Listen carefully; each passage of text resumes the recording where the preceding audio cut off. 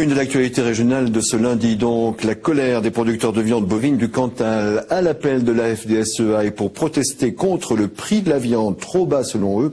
Ils se sont rendus ce matin dans 2 grandes surfaces d'Aurillac, munis d'étiquettes permettant aux clients de faire la différence entre le prix d'achat de la viande aux producteurs et le prix de revente aux consommateurs. Le reportage de Jérôme Doumingue et Arthur Jack. Ils sont une cinquantaine de leveurs bovins de la FDSEA et des jeunes agriculteurs à investir ce rayon de supermarché. Objectif, mettre en parallèle le prix producteur et le prix affiché à la consommation. En 25 ans, selon les chiffres officiels, les prix à la production ont chuté de 25%. Ces 10 dernières années, le consommateur achète sa viande plus cher de 40%. On est à l'agonie, on est au bout du rouleau, quoi. On gagne plus rien.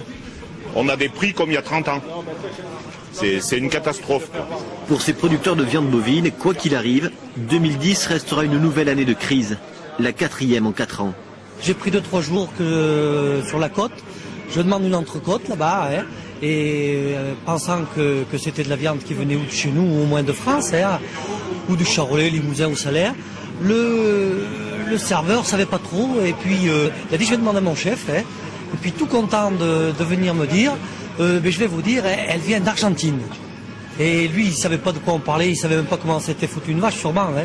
Mais il était fier de me dire qu'elle venait d'Argentine. En France, la demande est plus forte que l'offre. Voilà pourquoi cette concurrence des viandes étrangères, à laquelle se heurtent aussi les producteurs. Avant de faire ça, il faut mieux discuter qu'avec des gens, des professionnels. Ça fait 4 ans qu'on discute avec la filière. Et tout le monde s'en fout. Ça dépend et de la grande surface. Hein, il faut qu'ils acceptent d'abandonner une partie de la marge aux producteurs, celle qu'ils ont confisquée depuis une bonne vingtaine d'années.